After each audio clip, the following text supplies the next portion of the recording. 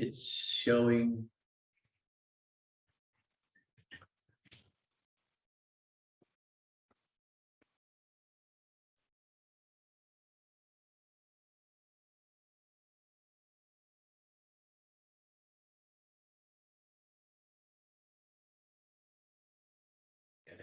It doesn't make any sense to me at all. But they can see us, they can hear us because we were feeding back. So if anybody I don't joined, know if they can see us. That's the problem. you can.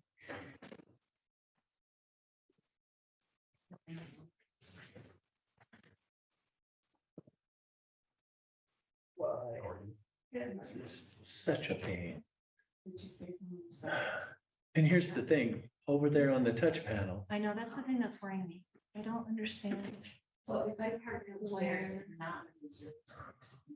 here it says our audio, our video is unlocked, or up there it's showing And it was locked. just, it wasn't. We see it, so it's not You're true. fine, yeah, as long as none of these are. There's no rhyme or If there's a number even there, that's. Which side did you? To the right.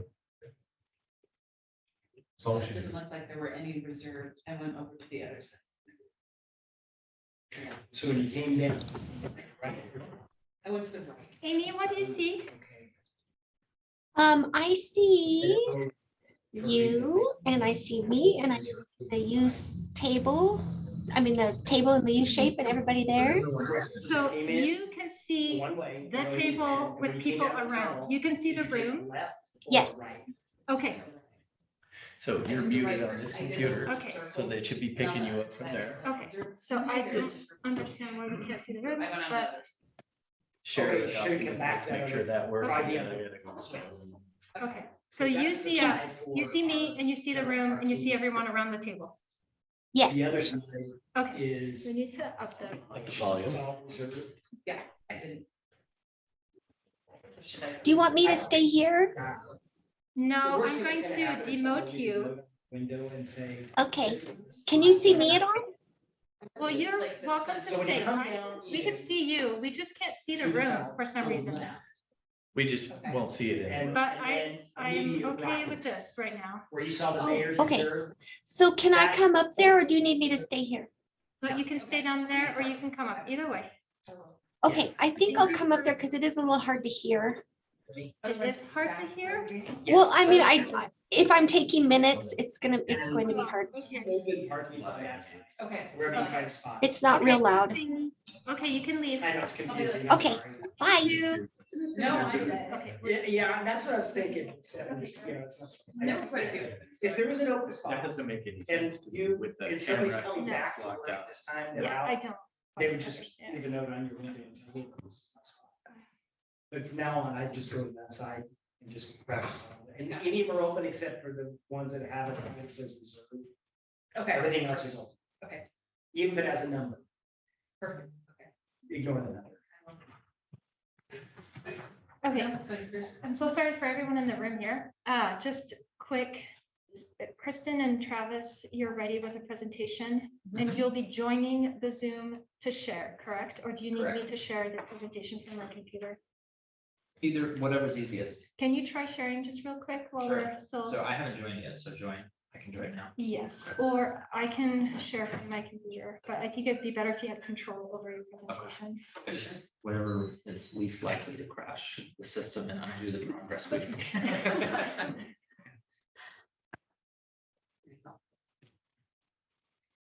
I just feel bad because it's like, welcome Doug to the commission meetings where every time we go through this battle with the technology. How do I suggest it? Maybe you should do the other room over there if it was available. It's not available. It's definitely not like anybody's, it's always happens. Well, that room is always set up because it's for council, planning, zoning. It will not have a coach over there because of that. Every other room around here, it's a crapshoot, Yeah. basically. And hi, Chris, and hi, Catherine. I'm so sorry. We can do this. We only have one attendee so far, and that's Josh, a member of our team, so I'm not too worried. We have 3 more minutes, but I hope most Most members of the commission will join. Here's Gabby. Hello. Oh, because that's. the- Hi, Gabby. Hi. Welcome. Thanks for joining us. Absolutely. Thank you guys. Sorry I'm not in person today. No problem. Thanks for being here. Jennifer, do I have to be logged in as a panelist? Yes. And I will just join and I will promote you as a panelist. Oh, okay. So I just.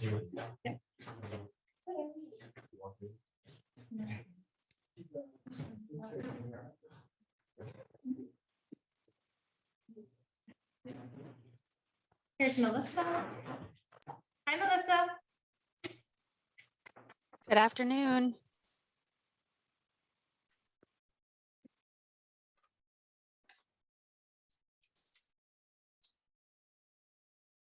Hi, Taylor.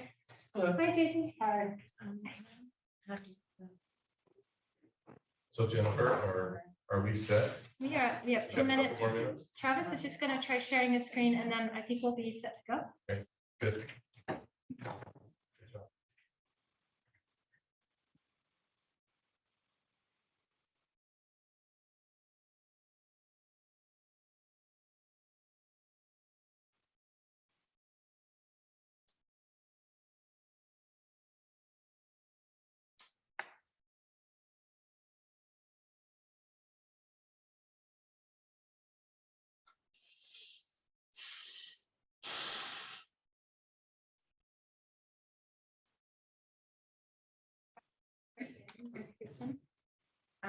Oh, you're gonna do it? She promoted me. Oh, I see. Oh. Okay, yeah. I have it.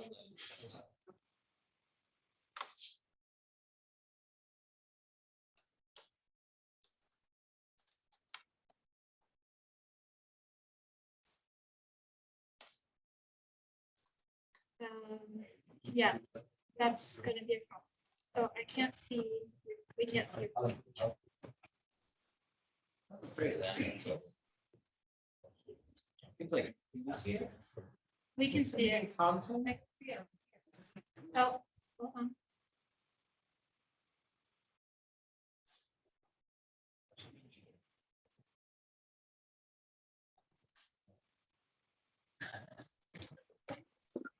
Can you tell me where this presentation is located, please? It's in OneDrive.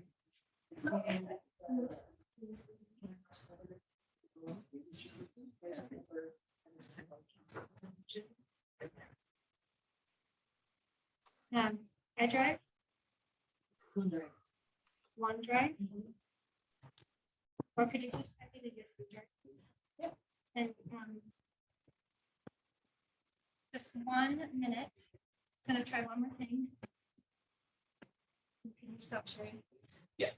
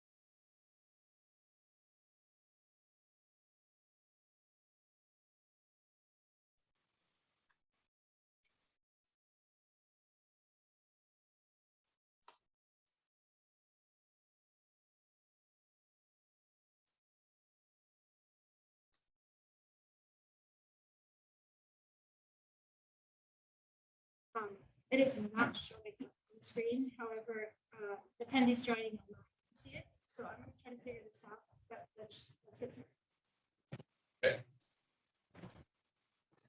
All right, can you hear me online? Melissa, Debbie, hi. All right, my name is John Hand, and I just want to open the June 2022 Arts and History Commission meeting. And just lost Jennifer, oh, No, no. lost Jennifer. No, you're good. We didn't. You're right there. So, so welcome to everyone who's here and in the Zoom meeting. So before we do anything else, I just want to do our land acknowledgement, which we do every meeting. So I would like to acknowledge the ancestral, cultural, traditional, and unceded territory of the Shoshone, Bannock, and Northern Paiute people on which we are meeting today. We have in your packet, we have quite a bit of information today. I want to start with the minutes from the last meeting and ask for review. I do want to acknowledge that we do have a quorum here before we get going. So we actually have Melissa, and Gabby, JJ, myself, and Chris in attendance. So we do have a quorum to move forward. So everyone should have a copy of the meetings in the packet. Would anyone like to entertain a motion about the minutes to review or approve? I motion to approve. A second. Motion for Chris, JJ, any discussion? All those in favor? Aye. Aye. All opposed? So moved. John? Okay, just- Just because I know it's really hard to see the room and who's around the table. Yeah, yeah, exactly. Thank Going right to it. Okay, awesome, thank you. Okay, so we have a note that we're going to do introduction of Doug, but we thought it would be best, just given a lot of new faces and new folks and new relationships, that we would just go around and introduce ourselves to Doug and to others. So Doug, could I just ask you to maybe introduce, we'll start with you and then I'll move around the room. Sure. Thank you, Madam Chair, or Mr. Chair. I'm used to. Either way. Someone else. Hey, Doug, can you wave your arms so we know which one is you? Yes, I'm right here. Okay, hi, thank you. Mr. Chair, thank you for that. And commission members, Doug Holloway, I'm an interim director of arts and history. That's my my job right now. I also have another day job. I am the Parks and Recreation Director also for the city. So I'm doing two roles right now. I would say that my dual role has been, it's been really awesome. I've gotten to know many of the team members. They're an amazing staff. They've made it very easy on the transition from the previous director to me. And, you know, I think the big key in why it is working and working well, we have a very strong management team in Parks and Recreation, and you also have a very strong management team in arts and history. And so it really has been an enjoyable experience to this point. I think I'm 2 or 3 weeks, something like that, into it. No major issues, and that's because of the testament to the team that you have in place here. And so, but having said all that, at this point, the position has not been posted yet. It's in that process. And so I anticipate that it'll probably be, you know, a 6-week to 2-month process. And so I'm here for the long haul. And if it takes longer than that, I'm here for that. If it's shorter than that, I'm here for that as well. So I appreciate the opportunity to be at the commission meeting. You got me out of another one today, so thank you for that. We also had our Open Space and Clean Water Advisory Committee meeting today. And so I turned that over to somebody else to handle so I could be here for this meeting. So, but again, thank you for Mr. Chairman for the introduction, and look forward to meeting commission members today as well. Thanks, Doug. It's awesome. So I'm going to do the what's unusual. I'm going to start with the Zoom participants. So Gabby, you're a new member of the commission and probably new face for a lot of people. So would you like to start? Yeah, absolutely. I'm Gabby Thomason. I did miss the last one. I had an unplanned surgery back in, I can't remember, March or April. I can't remember what, no, April or May, it doesn't matter. Anyways, I'm sorry to have missed you all at that time, but I'm really excited to see you all here and looking forward to meeting you guys on Monday. A little background, I worked with, my education is in history, and I worked for a couple of years with Preservation Idaho most recently. And then about a year ago, I moved into a full-time position with an organization called One Refugee, where we work with college students with a refugee background. that are navigating through their education and careers and just kind of learning how to prepare for that and what different cultural elements come into play. So I'm really excited to be on this commission. I feel like I still, even this morning preparing, I still get a little anxiety because there's so much to learn, but I'm just amazed at how complex and this system is and just how smoothly it all runs with all the different elements. And it's been really fun to get involved and learn a lot more. So thank you guys. Well, we'll look forward to seeing you in person, hopefully soon, Gabby. Thank you. Melissa, Same. hello. Hi, I'm Melissa Thom. I'm sorry I couldn't be there with you in person. I sent Kat a note sent Kat a note at the last minute because I had just have to stay at work and I have to leave at 4:15 for daycare pickup. I'm so sorry. It's just one of those days. I'm in my second year at the commission. I work in marketing at Idaho Power, brand marketing, employer marketing, that kind of stuff. And then I also have a background in English literature. I have a master's degree from Boise State and an undergrad from U of I. So I'm thrilled to bring me back to my art roots and participate in all the things that we do at the commission and in the arts and history department, which is so rad.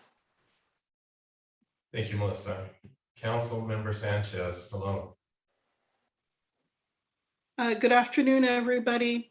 I was just at City Hall, and so I'm bummed that I couldn't just pop in, but I'm happy to be with you virtually today. And did you need me to share anything else? Well, we all know you. Okay, well, it's good to see everybody.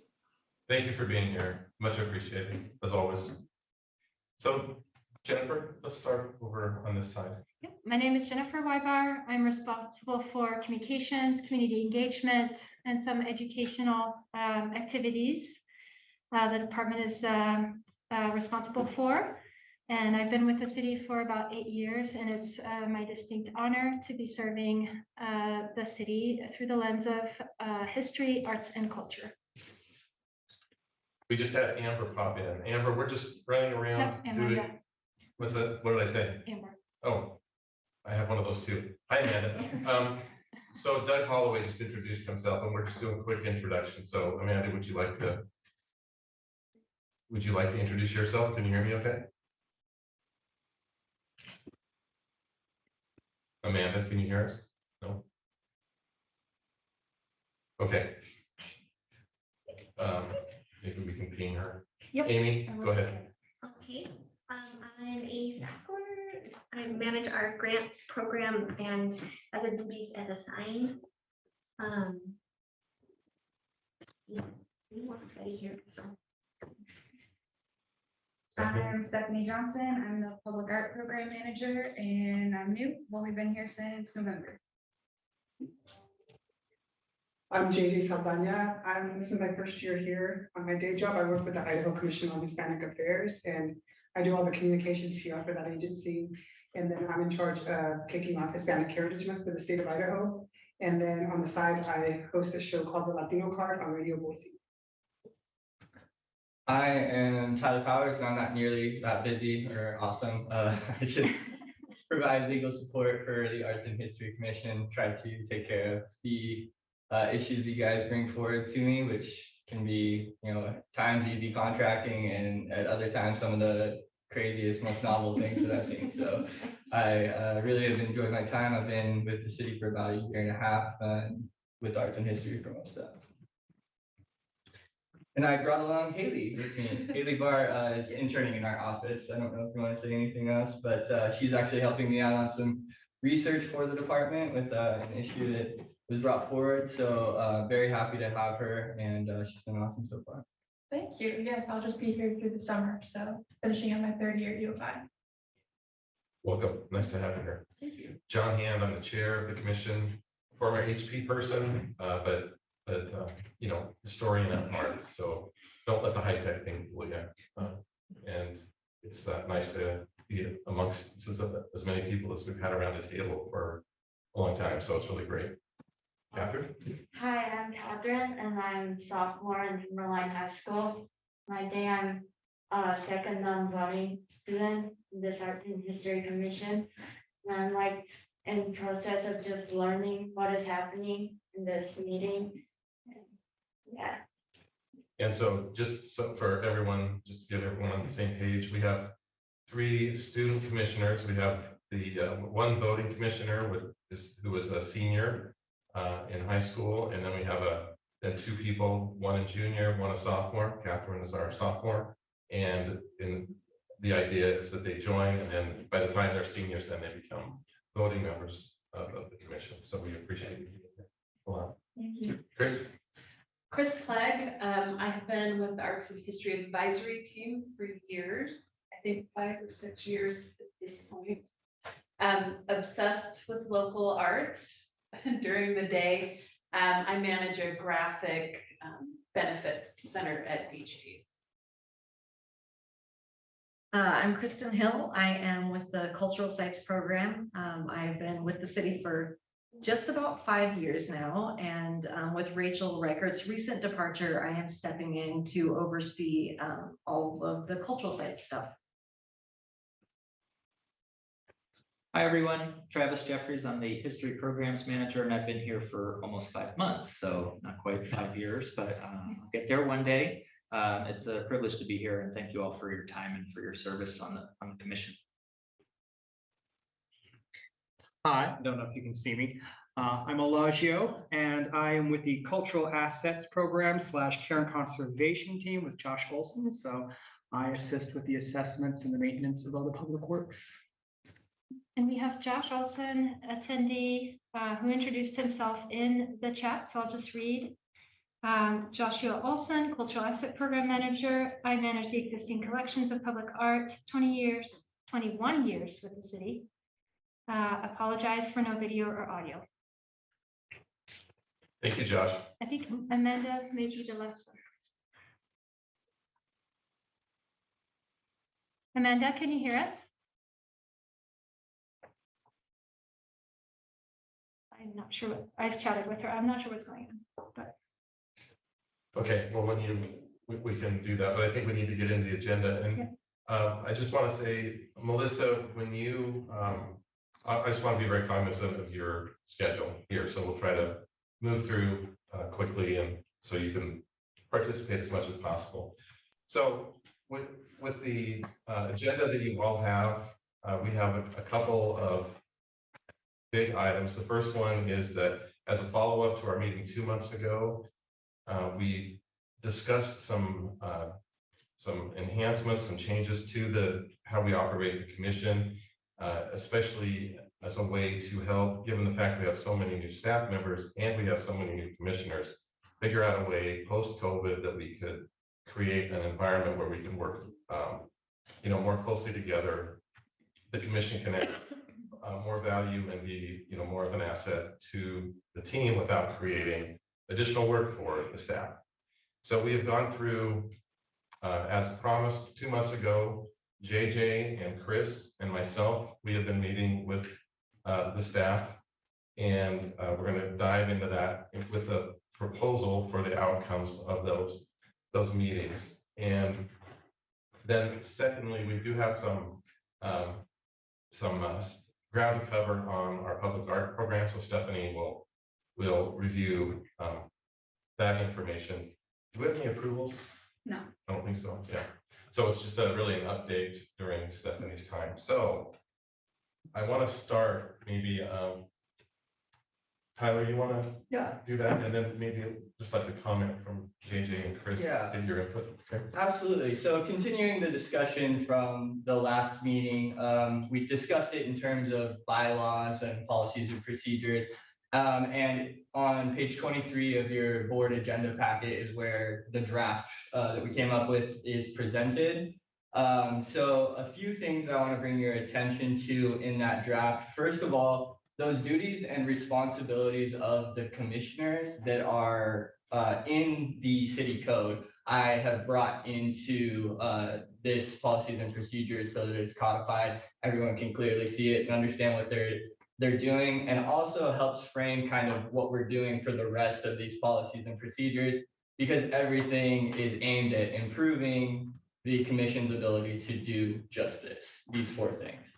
So one of the things that we talked about specifically last time around is the need for a chair. We do operate with a chair sort of informally at this point. This would formalize that and make a formal chairperson position that would be expected to preside at these meetings, be physically present, ultimately be the final authority on what gets onto the agenda for the commission, and then direct these meetings.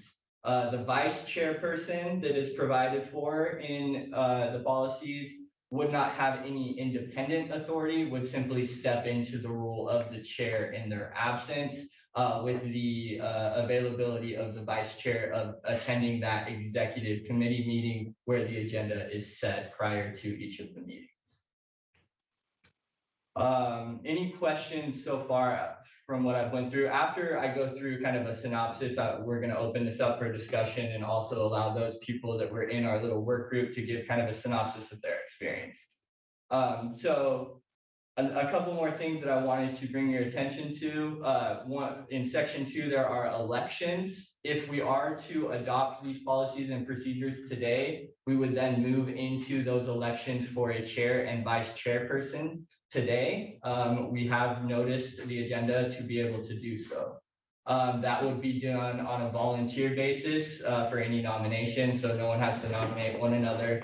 You only nominate yourself. It's a way of ensuring that whoever does get put in those roles has the time commitment to do so.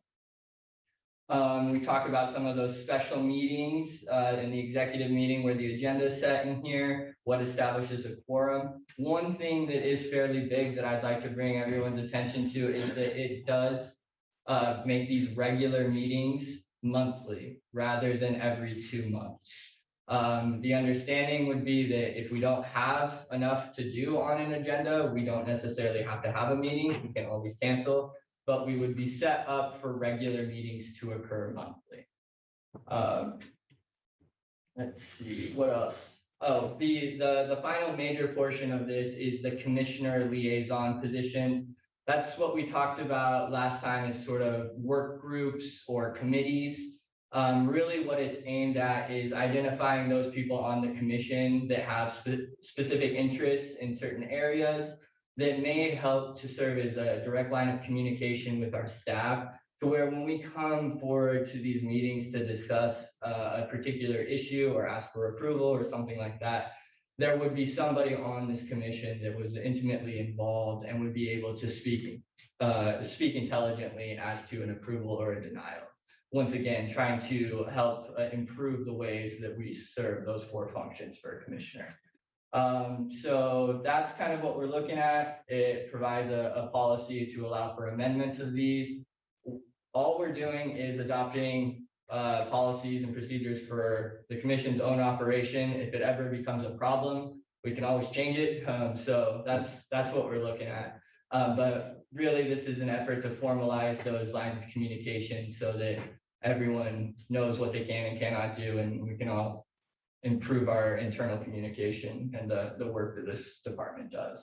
So with that, I would ask the people that helped out in the smaller groups kind of give a synopsis of what their thoughts were from that and opinions on the draft, and then ultimately open it up for discussion and hopefully a motion today. Thank you. JJ? So my big thought when we were talking about having a vice chair was just not to create any more work for anybody, but to be a relief in case the chair is not able to attend. And so the vice chair automatically just steps in. There's no extra work, there's no extra entitlement, there's nothing. It's just somebody that's going to be able to step in when the chair can't attend. And when it came to the liaison piece, one thing that I stated at the meeting was that I want to see board members be more of a resource to staff. I don't want to add more work to the staff, but we want to be able to be there as a resource for the staff. And that was my main concern, was that we don't add more work, but that we're there to help out and be a resource. Chris? And I agree. There was research that had already been done that I wasn't aware of, and I didn't have have a chance to print it out, but the 5 pillars. So research has already been done on kind of the basic roles of the department that I think as commissioners will be able to help out. You know, there will be times where we need to help out more, and there are times we can step back. Being as involved as we want to be with each of the groups that we want to be involved with.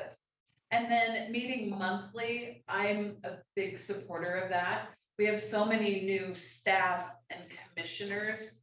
I think doing it every other month, in the past, you had a seasoned staff and a seasoned group of commissioners.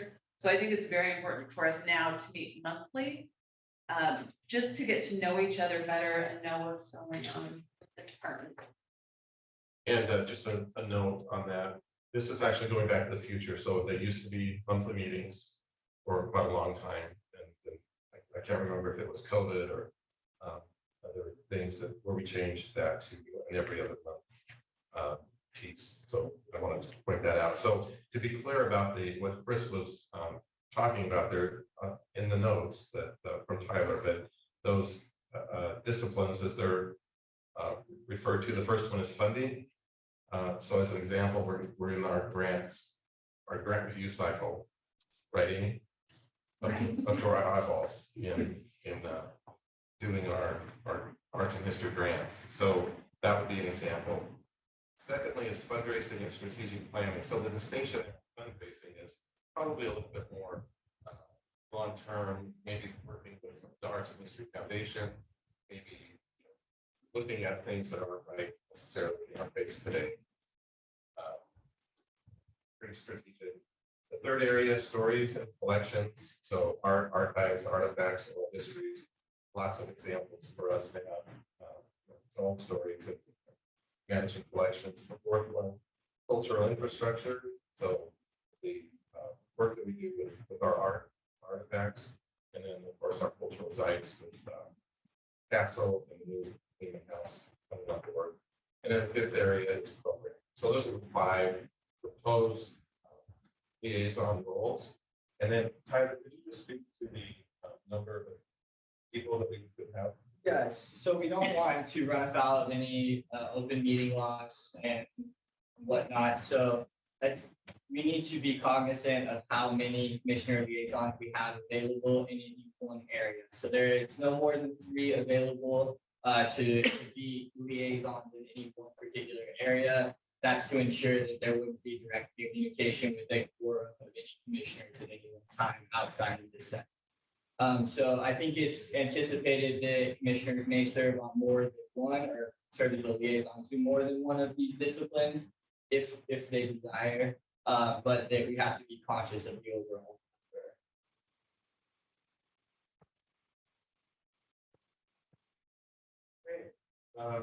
Doug, did you have anything to add? No, I'm just, Mr. Chair, Commission members, I would just say that I compliment your legal representative. I think they've done their homework on what other departments are doing, and they've taken that information and put together for subcommittees for smaller commissioners to look at. What we exhibit some of the recommendations. So the good thing about it is you don't have to reinvent the wheel, as there are commissions and for different departments already, and being able to glean that information and put together what would fit arts and history.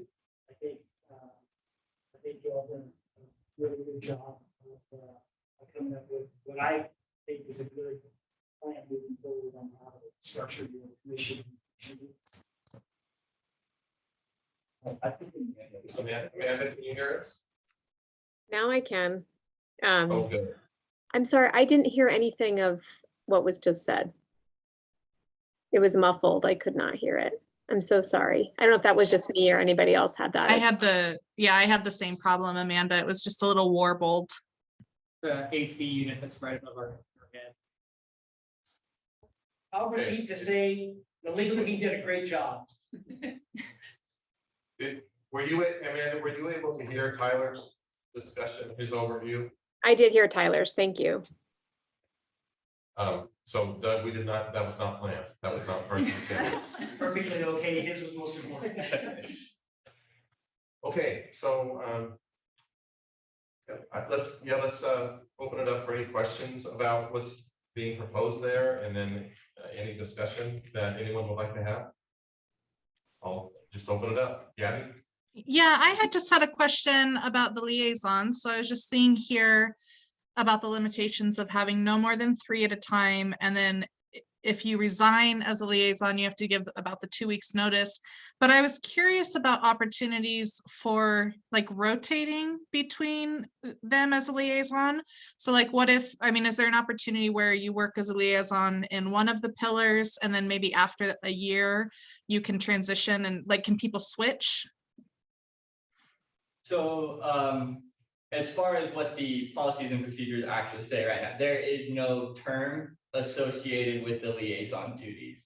So it wouldn't necessarily stick you in any one role for longer than you wanted. You would simply need to give notice, and then as long as there was an opening, there wasn't already 3 liaisons in whatever portion that you wanted to switch to, at the next available commission meeting, you could simply volunteer.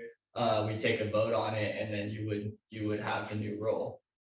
So there's no term that you're locked into, so you can slide in and out of it. It would just need to happen around a public meeting where we can take official action on it. Great, thank you.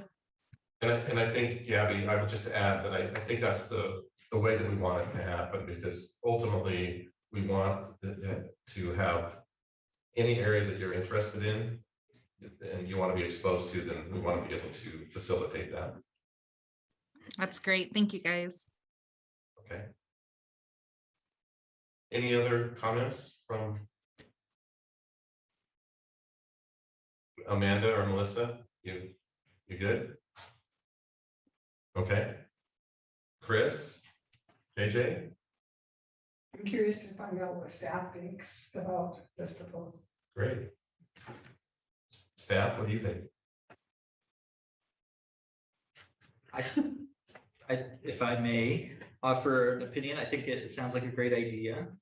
So this is the first, just aside from the meetings, I'm hearing it, aloud, articulated that 5 pillars, 5 disciplines would be the specific kind of parameters around which, the commissioners would operate. And I think that makes a lot of sense. But it reminds me of a conversation that we were having earlier, just between some colleagues, about having more input in terms of like program development, just having sounding boards, right? Because what I think is a good idea might not translate to a good idea, even if I have the best intentions of the community at heart. Maybe there's somebody who takes issue with that.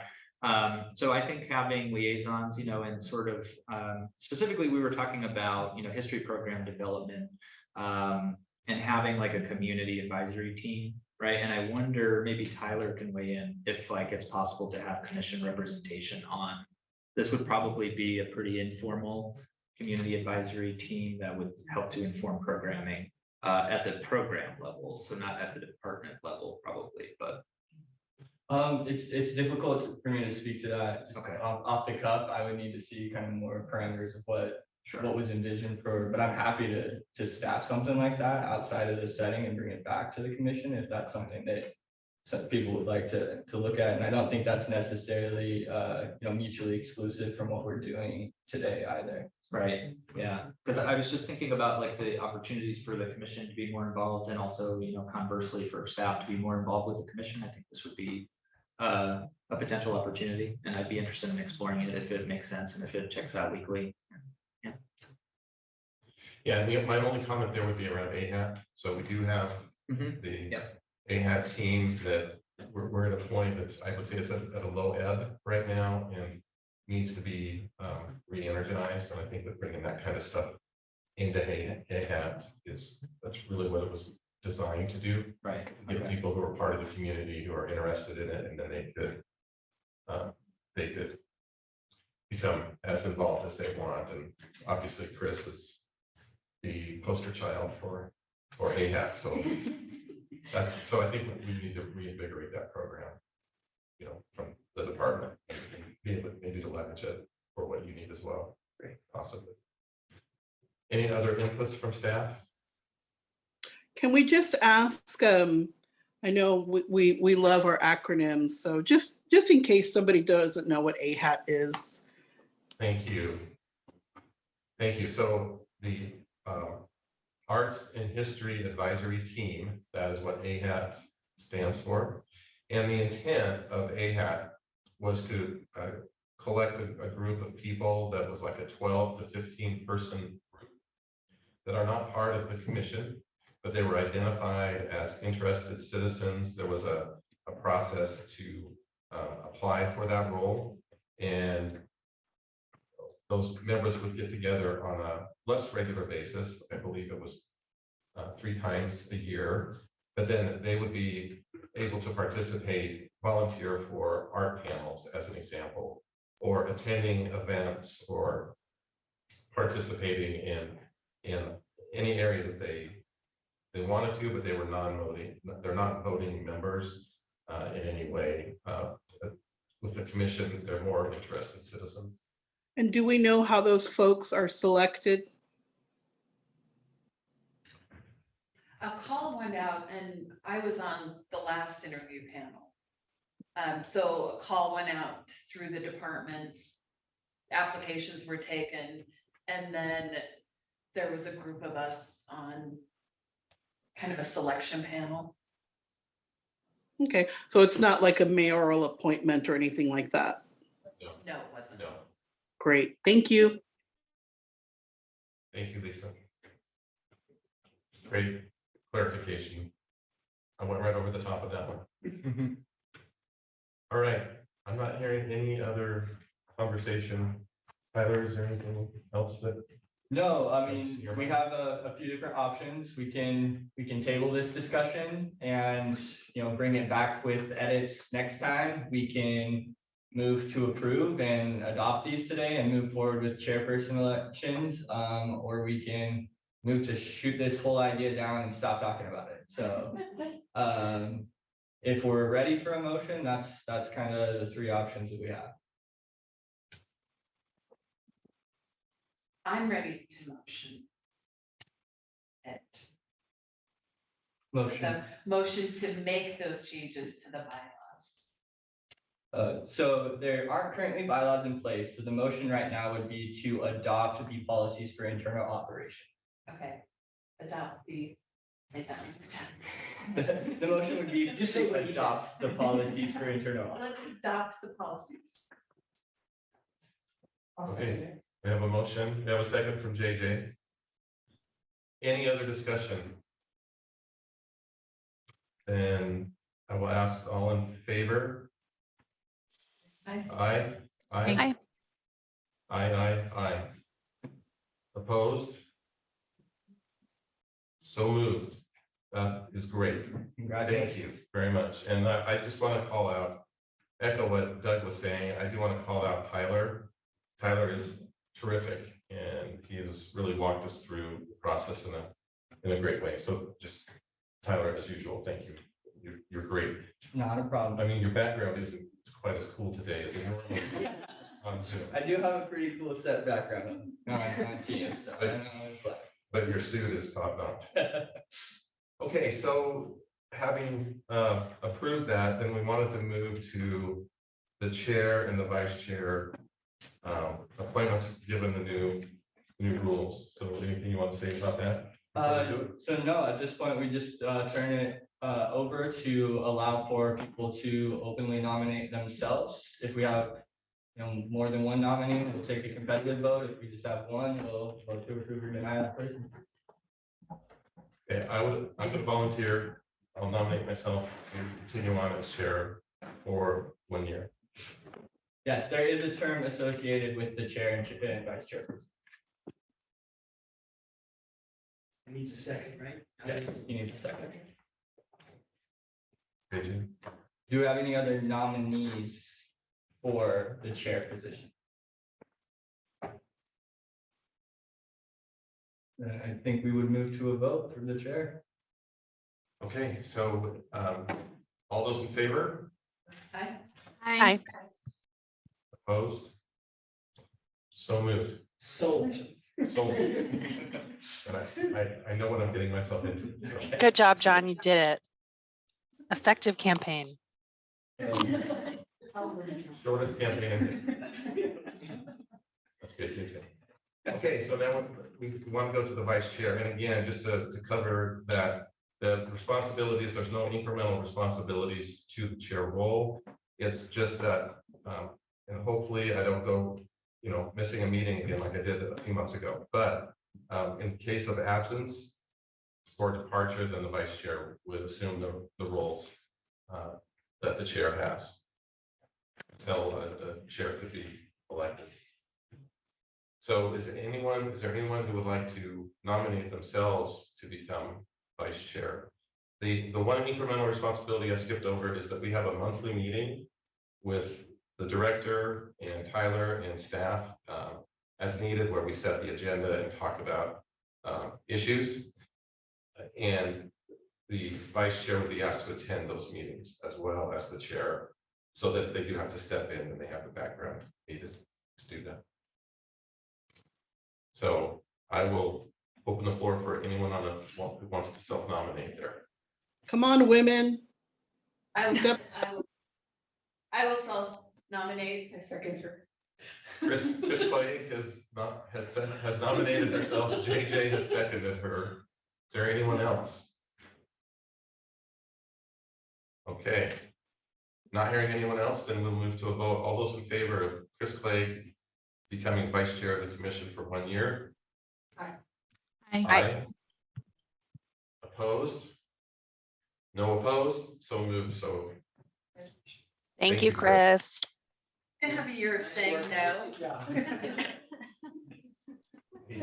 You're saying no is in the dust. Thank you. That's awesome. So cool, like, he's gone. Good.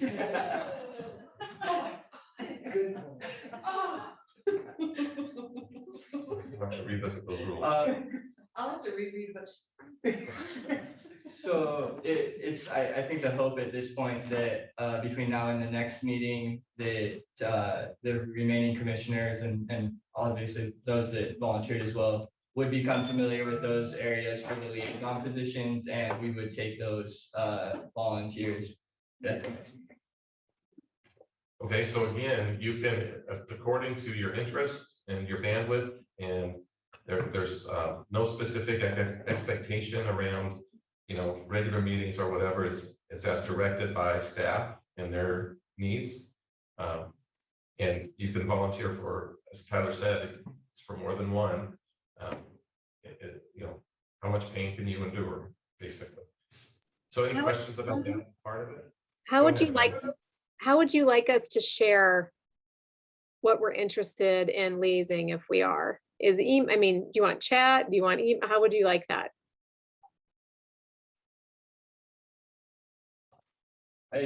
My recommendation would just be to save it for discussion at the next meeting. And we can just deal with our elections at the next meeting all in public. That way we don't have to facilitate any sort of communication. Unless people feel like that would not be helpful or successful. Tyler, So with that in mind, would it be possible to kind of organize this information into the next board packet so that the commission has time to sit with the categories and determine the best path forward for them? Absolutely. Okay. So it sounds like in putting together the next board packet, there's going to be a fuller discussion of what those 5 pillars mean, so that we can come at the next meeting more prepared to have that discussion. Does that work okay, Amanda? That sounds fantastic. Okay, thank you. Okay, then again, Melissa, I know you have to leave soon.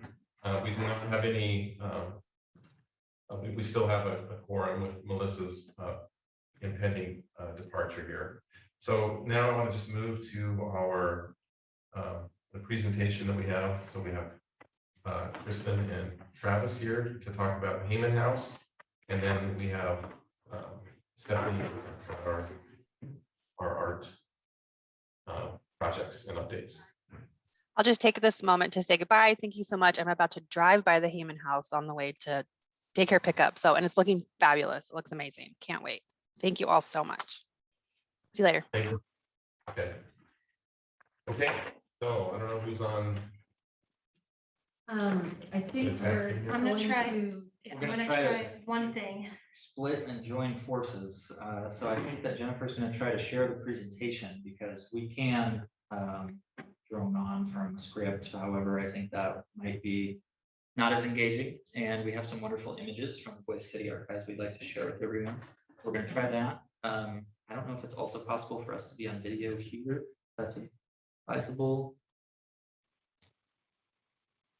Any thoughts? I mean, Should we try to I think it would be great if we could. try? So I'm trying one thing. So who can actually see this presentation? Gabby and Amanda, you can see it. Okay. So we're still having issues seeing it here, although I have. So I'm going to try one more thing. And otherwise, we might need to do a double screen situation. Otherwise, we are going to share this presentation following the commission. I'm going to try one more thing.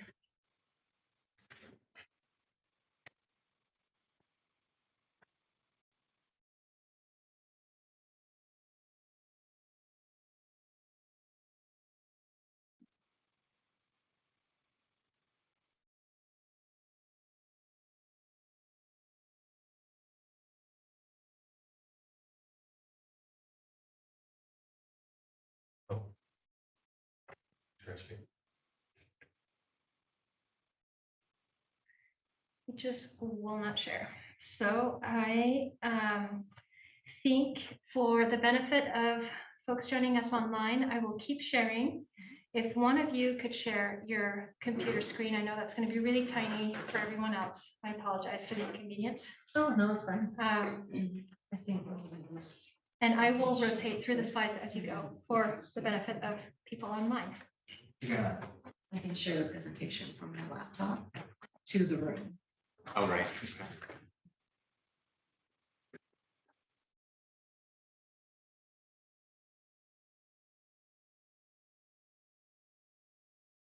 Sorry, one moment.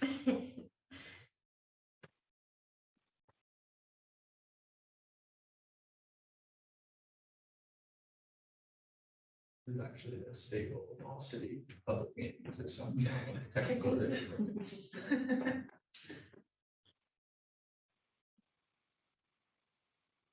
Especially this room. I don't know if it's ever. Gabby and Amanda, can you still see the presentation that I'm sharing? Okay, wonderful. Thank you.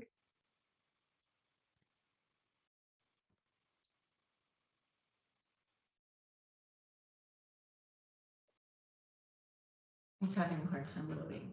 Okay. Because it's cursed. Can I just say I'm so looking forward to this presentation? Anticipation. It's the buildup. Yes.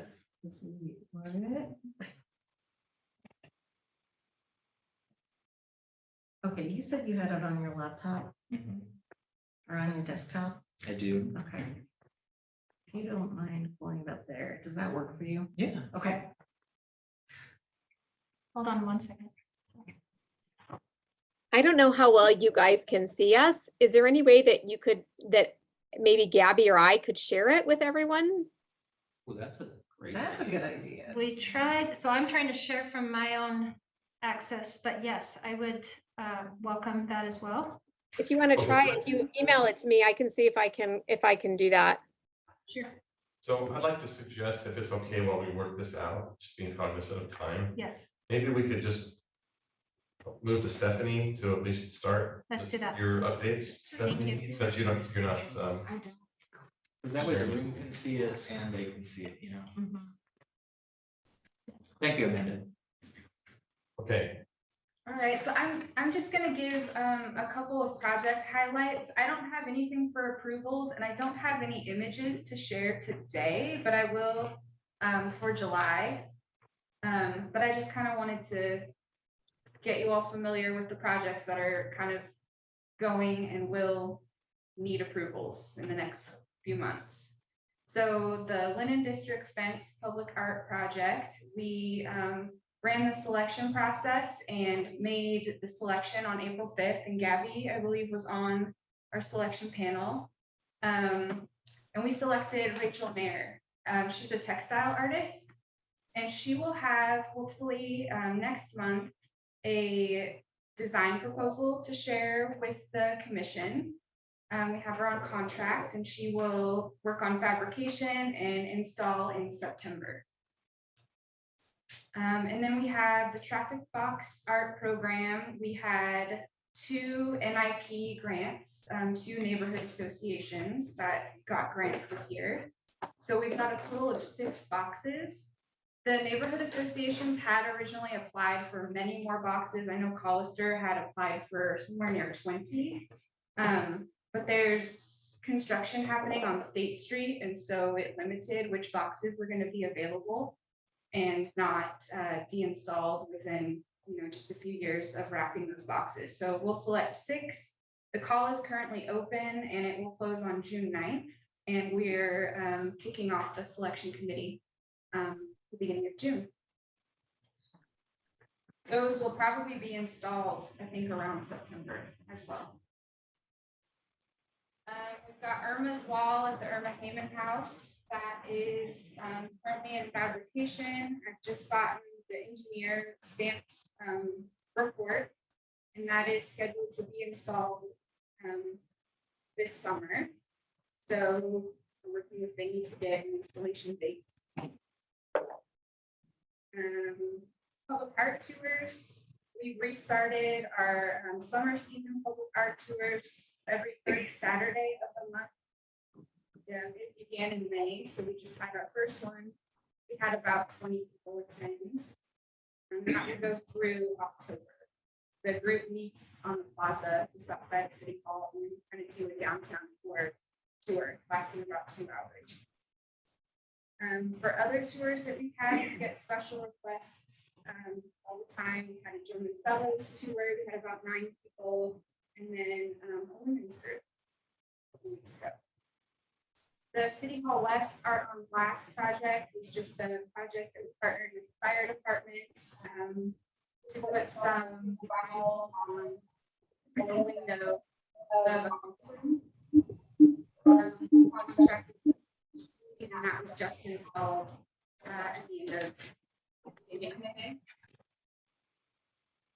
We are starting West Valley USIC NIP projects. The West Valley Neighborhood Association had an NIP project grant, and then we had about $100,000 left over, and they wanted to do a public art project. Carl had been working with them previously and cited a spot in Redwood Park. And so we're moving forward with the selection committee. We've assembled them. Got a meeting set for June 8th. And the timeline on that will hopefully be selecting an artist for the end of summer, and then installation. No, sorry, we're planning for installation spring of next year. So we're kind of looking backward from that timeline as we get an artist together. The next project is a human rights memorial tunnel mural in the 8th Street tunnel on the Greenbelt. Working with the Wassman Center for Human Rights and fencing. We describe that. Is that a mayor initiated project? So we've got $55,000 to select an artist and install a mural. And that will be completed by September. So we will hopefully kick off the selection committee meetings and then get an RFP out. Get that going. Those are my updates. I have a quick question. Yeah. I know a lot of parks. I don't know Redwood Park. Where is that? So it's off USIC. It's kind of tucked in. It's tucked in back behind Cloverdale Nursery. Oh, so if you get to it from USIC as opposed to Cloverdale. Yeah. okay. Thanks. That's the park. It's my neighborhood. Yeah. I should know Great. that. Yeah, this could be a great project. Okay, wonderful. Thanks. Any other questions for Stephanie? Comments? So who did you say was on the panel for your first item there? Lynn Fence was Gabby. So Gabby, was that your first panel involvement? And any comments? It was my first panel involvement, and my comment would be it's so hard because there's so many amazing submissions, but this one, what was really neat about it was that it's tactile and textile and located right next to the linen building, so it felt like a really cool fit. But yeah, amazing to see all the creativity in the city. Thank you for participating and supporting Stephanie. Appreciate that. Okay, how are we doing, tech team? All right, so we have tried sharing from multiple panelists and hosts, and unfortunately, we're still not getting an image. So I'm going to share the presentation from my computer for the benefit of the people joining us online. And if someone here could share their screen, and again, we will share the PowerPoint, or the PowerPoint as a PDF with everyone following the meeting. I apologize for the inconvenience. Oh, sounds good. We've got the dynamic speakers. We've got, Hey, it's all yours. they might be just a tiny bit smaller than the ideal, but hopefully everyone can see at least some of it from here. So for anyone who is not familiar with the Irma Hayman House project, this is a project that's been in the works already for about 2 years. So this was under the very adept management of Rachel Reichert, the previous cultural sites manager. And as I mentioned, she departed the city last month. So Travis and I are very happy and excited to be here and to share a little bit of the house with you today and to just kind of take over where Rachel left off. So this little house, the Irma Hayman House, is a small home in Just a little bit. There you go. better. That's better. Okay. It is a small home located in Boise's River Street neighborhood at 617 Ash Street on the corner of Ash and River. It was home to longtime Boise resident Irma Hayman for 61 years, from 1948 until 2009. The house was built in 1907, and it has seen very little architectural alteration over the 115-year lifespan that it's had. So it is able to provide some really great insight into some stylistic and construction trends of the time and how those intersect with different demographic groups. And the house was built completely out of sandstone, which was a material that was seen in a lot of other major building projects in Boise at the time, including the Idaho State Capitol building. So this is a feature that makes the house really unique to its location as well, because most of the other houses in the neighborhood were built out of wood. So this is kind of a fun, special thing. So just gonna move forward here. So the house came to the city of Boise through the CCDC. So the CCDC had purchased the property from Dick Madry, who was Irma Hayman's grandson. And they approached the Arts and History Department in 2016 about the possible conveyance of the Irma Hayman House to the city of Boise. And this conveyance was approved by Mayor and Council in May 2018. So in 2019, the Arts and History Department established the Irma Hayman House Task Force, which is comprised of community members and Irma Hayman's family and members of the Arts and History Commission and the Arts and History Advisory Team. And this is a group that has been providing recommendations for programmatic vision and outreach tactics, as well as future site use and public art selection, historical context for the space, and other community engagement strategies. Let's see here. So the Irma Hayman House is the last single family house that still stands on River Street today. That's, you know, a much developed neighborhood, as we all know. So for was really a working class part of the city. And it was home to a lot of immigrants from the Basque Country, Bulgaria, Croatia, Greece, Japan, Russia. And by 1940, housing segregation had made it the home to the majority of Boise's African-American residents. So Irma and her husband Lawrence purchased the property in 1948, and Irma lived there until she passed away in 2009. So tied into the goals of the Boise's cultural master plan, the preservation and interpretation of the 617 Ash Street property is it's critical for us to be able to represent those whose stories are often omitted from standard historical research. Let's see. Yep, so I'll just share from over here. Oh, and we can fantastic. kind of sync them up maybe. So, Yeah, that sounds great. Thank you. apologies to everyone on the other end for not being able to see these images, but we look forward to sharing them with you in PDF form, as Jennifer mentioned. Again, I'm Travis, History Programs Manager with A&H.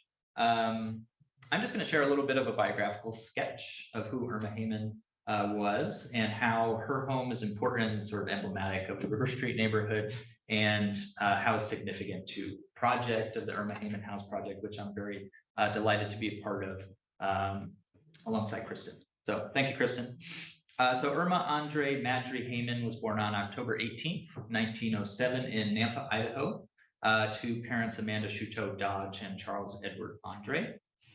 Irma was the 12th of 13 children, and she loved music. And if you could see the image, those on the other side, those of you in the room here might be able to see it. That's actually Irma as a young girl seated at the piano. She's looking back, addressing the camera. They're playing in the family band.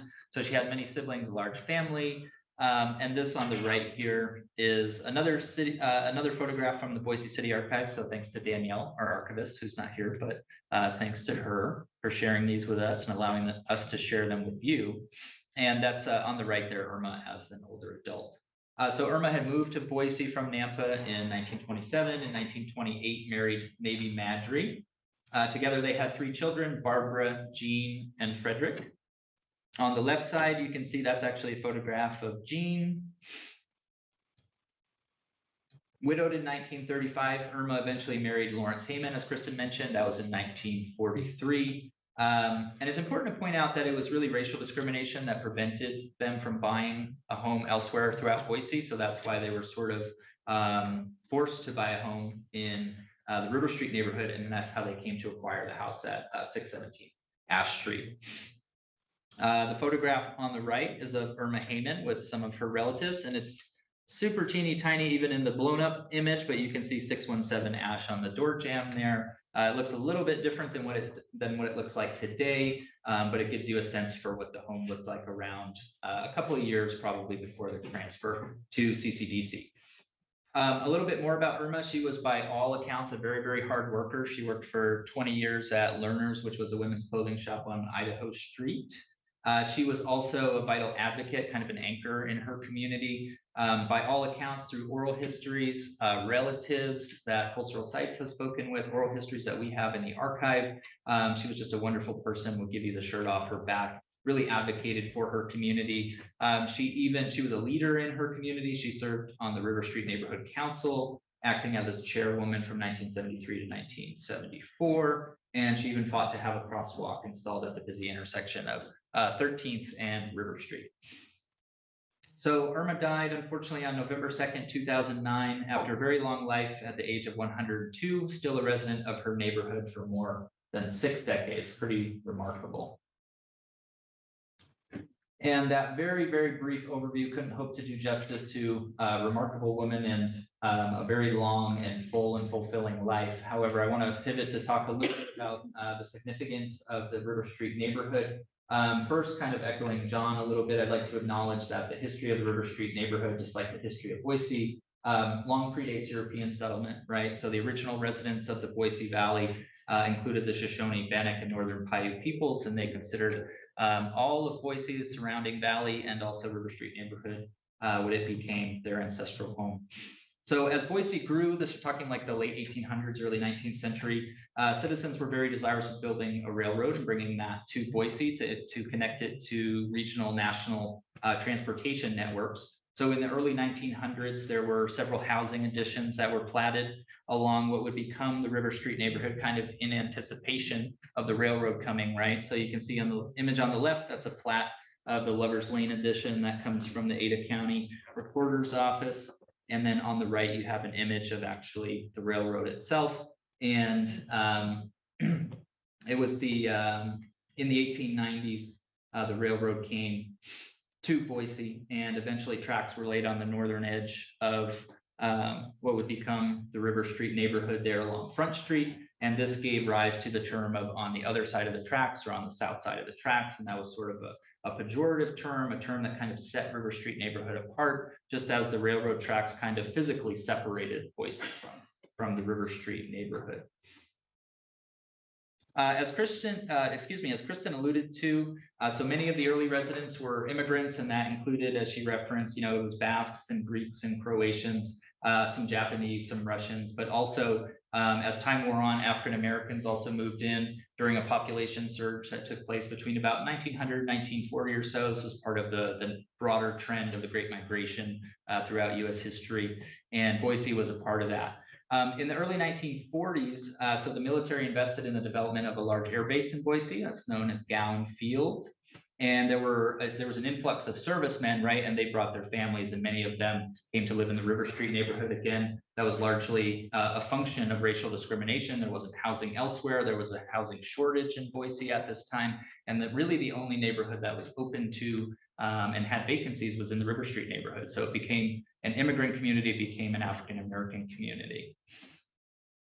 As the city entered the 1970s, this is another part of the legacy of the River Street neighborhood. The property between downtown and the river became to be seen through the eyes of most Boiseans as quote unquote more valuable. And also what the properties that were there were seen to be blighted, right? So I'm using air quotes there because that was the language that basically led to what was known as urban renewal, right? So municipal state level policies that were implemented nationally that led to a lot of transformation in a lot of urban areas across the US, including Boise itself.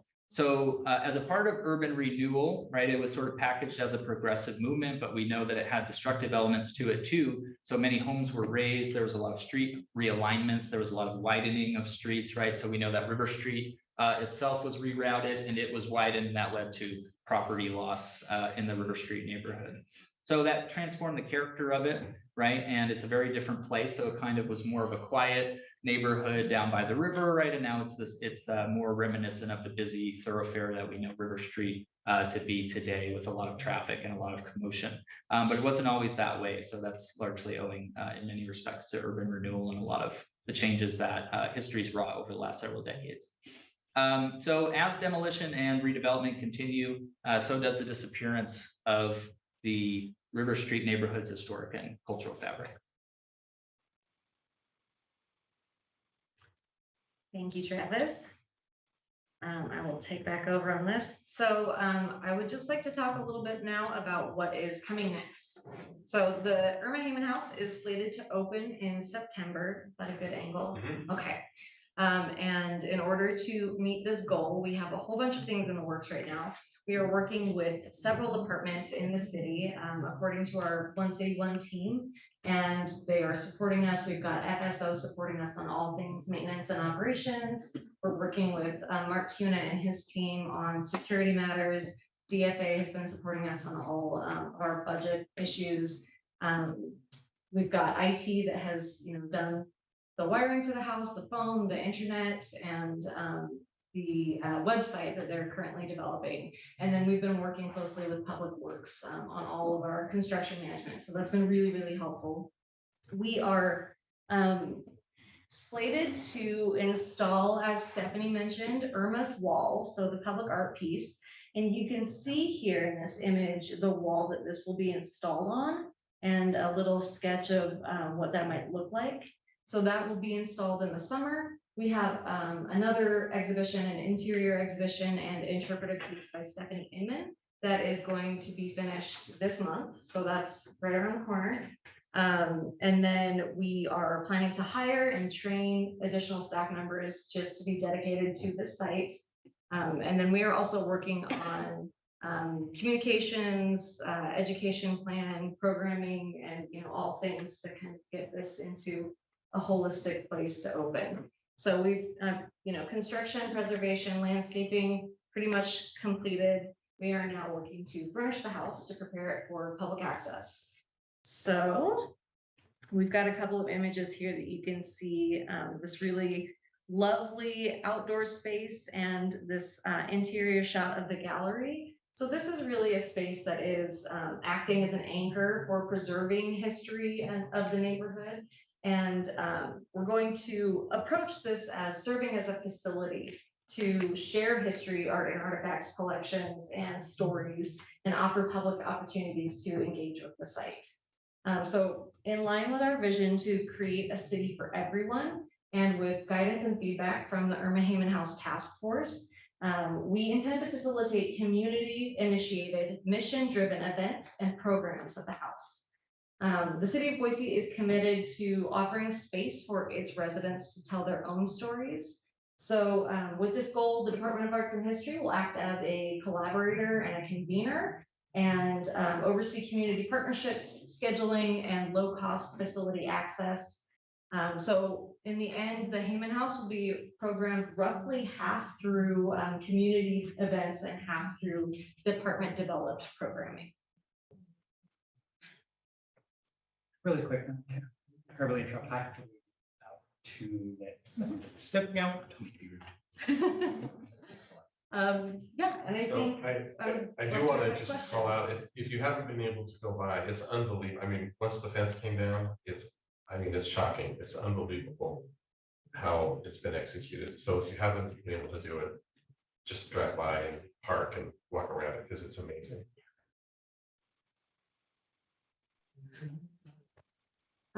Any questions? I have them. Yes. How was the conveyance accomplished? Did CCDC gift it to the city? Was it purchased? It was gifted. Gifted? Yes. Okay. Anyone on the phone? Amanda, go ahead. I don't have a question. I just wanted to applaud the cultural sites team and anyone that's been involved with this deeply important project that I think really speaks to the ways in which public art can support community development and recognizing people that have been so important to our community that normally don't get recognized. So I just wanted to say I'm so pleased to see this progressing, and I look forward to seeing how it continues to be supported and resourced. I want to second Amanda. It's so special. I remember when Arts and History got that building, and it's just so special to see it be so close to being opened now. It looks incredible. The pictures of the interior, I can't wait to go inside. It looks really special. And I also just wanted to add that earlier this year, I took a few of my students who are from Africa around showing them some historic places, and we went down River Street and drove by the Hayman House. And I am so excited to be able to continue to bring more students to that site and just help to continue to engage, the history of that population and how different populations are growing and connecting to that. So thank you. Thank you, Gabby. Thanks, Amanda. Anyone else? Oh. Lisa? Yes, thank you. Thank you, appreciate it. Councilmember Lucy Willits and I had the opportunity to tour the house recently. Thank you so much for that really great tour, Travis and Kristen. It's a very powerful yet humble little building, and I think that's where the power lies, is in its humility. Entering that space, it made me feel like I was in my grandmother's house, and I really appreciate Travis not shying away from the origin story of how River Street came to be. I think it's so important because it's really easy to gloss over and paint this rosy picture of this multicultural collection of Boiseans. And it's really important, I think, that we understand the policy that forced that good thing to happen.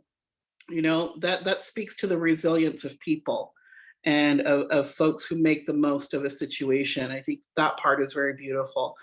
For me, it's also very personal. Nina Maidry is Dick Maidry's late wife. And I first met Nina Madry when I was an 18-year-old college student at Boise State University, attending college as a first-generation college student, thanks to the College Assistance Migrant Program. And Nina was assigned to be my mentor. And Nina was a cartographer. I had no idea what a cartographer was, but you know, being the first Latina on the Boise City Council and having a direct line to someone as magnificent as Miss Irma through one of her extended family members is incredibly meaningful to me. And it just speaks to the legacy that she created, that her grandson would be married to a woman like Nina Madry, who would carry forward those values of giving to the community and supporting the next generation of folks who are striving to be all that they can be, including graduating from college. I'm sure Nina, wherever she is in the ether, probably didn't imagine that she was mentoring the first Latina to be on the Boise City Council. So for me, I was very pleased to be able to be in the David Beater administration when we first approved moving forward with making the Irma Hayman House one of our beautiful pieces of public art where we would educate folks. So it's just another one of those moments where I'm just so grateful to the people of Boise that I get to be a part of this. And so thank you to all the staff who's working so hard to do Miss Irma justice. Thank you for those comments. And for the context, that's very important. Thank you. Amanda. I had a kind of a silly question for the presentation. I was curious if we knew why that house was made, and if I'm getting the material right, stone, when so many around it were made out of wood. Does anyone know why that is? Sorry, I'm trying to address that without The story of the three little pigs. changing, right? So, yeah, that's a really good question, Amanda. So we've done a fair amount of research into this, going back using like municipal records and property records like deeds and things of that nature. And everything indicates that there was the owners and the person who fabricated this particular property, his name escapes me, but he had owned and managed and constructed a property that was in the north end. Right, and that is also strikingly reminiscent of the same house, 617 Ash Street in the River Street neighborhood. And so he was a builder, and he had access. We know that he had access to sandstone, and then it's long been sort of conjectured that the sandstone that built that property was the same sandstone, right? Because many Boise buildings are of sandstone, including the state capitol. But it was Chester Thompson. That's who it was. Chester Thompson was the architect who built that building. And we know that he was in construction and development, and he likely had access to sandstone. And so because I think that one individual constructed that house, that home, it stood the test of time because it was built to sandstone while all the other ones were made of wood. And you could see in some of the it sounds like you were able to see the images that were in the presentation. So I apologize, but I kind of glossed over that last slide. That's an important slide because it shows a lot of the River Street neighborhood homes as being constructed of wooden material, right? And I think that deteriorates over time, and that leads folks in the 60s and 70s to sort of label this area as blighted, right? And as sort of run down and in need of renewal, right? And I think that's a big part of the reason why many of those structures no longer remain. And Irma's, which was made of sandstone because of Chester Thompson and just the access that he had to particular materials, that house has stood for over 100 years. So.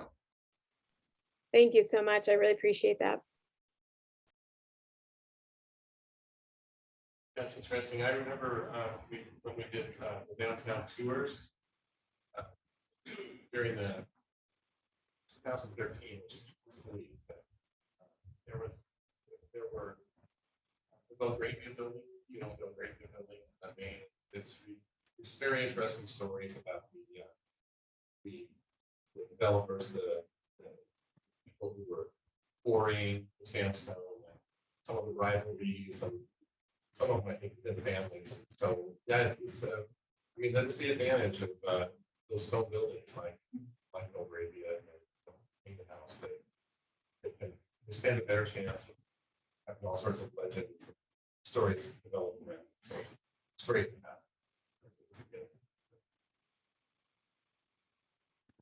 Mr. Chair, I just would add, commission members that I did want to recognize Travis and Kristen presentation they did for council was spot on. The feedback we got from council was amazing.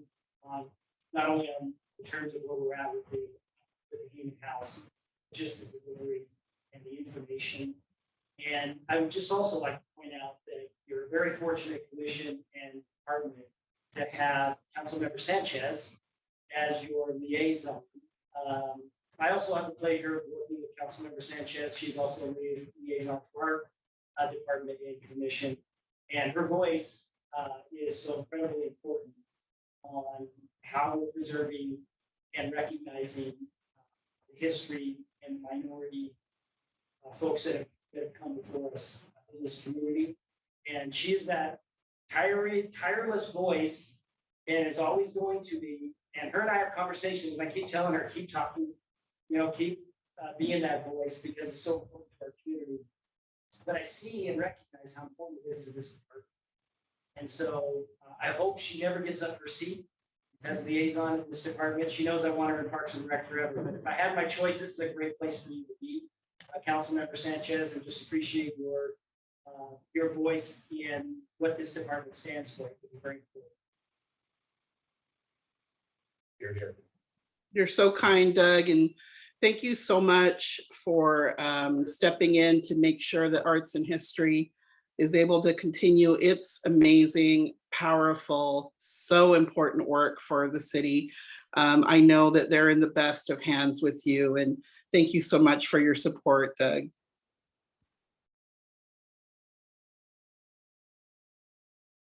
Okay, terrific. Any other comments or questions? All right, I think we are through our agenda. I want to thank two of you, Stephanie, for your presentations today. Very helpful. Tyler, thanks for all of your efforts. We really appreciate it. So we are going to be now moving to Back to the Future, to our monthly meetings. So I believe that July 6th, Wednesday, July 6th would be our next meeting. We're going to continue the times, 3:30 to 5. We may change venue, so more to follow on the venue. I know this is always such an exciting room for us to join. So more to follow on that. So if that's a wrap, then I'm going to adjourn the meeting. Making a motion to adjourn. Yeah, technically. I'll motion. Just his motion to Second. adjourn. Amanda, second. All those in favor? Hi.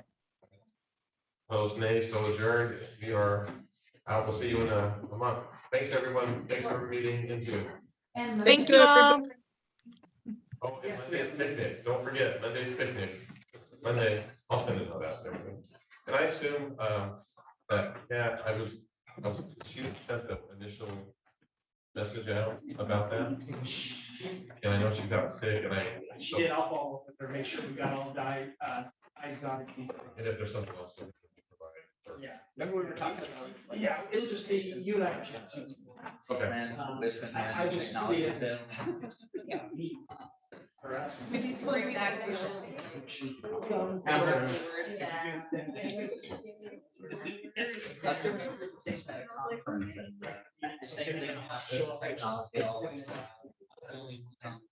The tiger, the new tiger. Yeah. In the schoolhouse, which is the lion. I can totally do it. So you can't really do a meeting in there because the lion is right. So it's good. Not pay attention to you. What makes it harder on us. You just kind of Right, exactly. I bet you many, you learn my lesson, John. Can you see my? So, but that's what we're having. AJ, thanks for everything. You're on mute. Oh, froze. Oh, look. Oh, I'm not. Thank you. Well, I was thinking.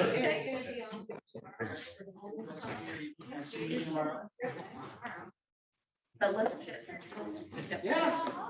Let's do it. Thank you for. Thank you for Sure. Lunch idea. Oh. Catherine, thanks for being here. Yeah. Good job. See you. And Kristen, I'll have a All word right. with that. The what? Oh, I know.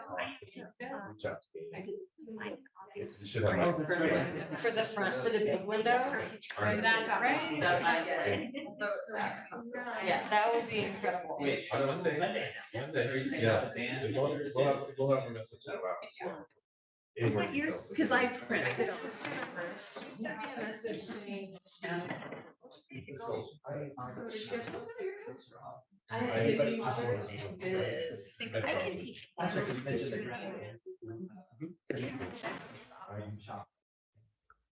Yeah.